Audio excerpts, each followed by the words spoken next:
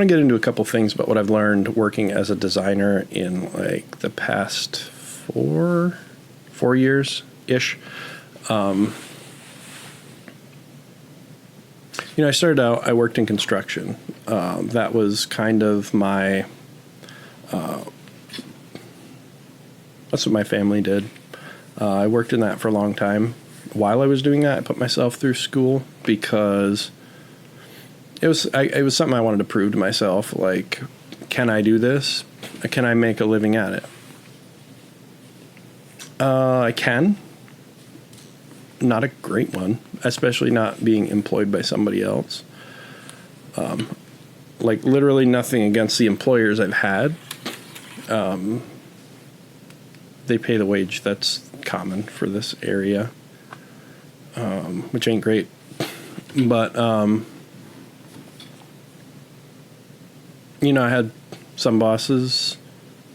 They're good, but really demanding. Others, not as demanding, but, also the workload was pretty heavy for one person. It made me start to think, like, I'm spending all my days behind this desk for what I was getting. It didn't really, it didn't add up. And so, I'm kind of in the state where I'm going to see maybe what it's like to do that on my own, maybe what it's like to do something totally different on my own, maybe what it's like to do construction on my own. But whatever it is, having the final say of what work I take, what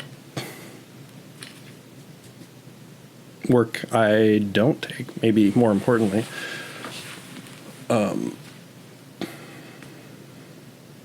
I guess seeing where that line is for myself, about like what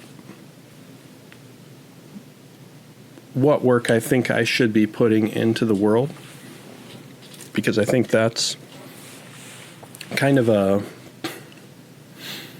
an important thing to consider rather than what work pays. You do have to take that in consideration. I get that.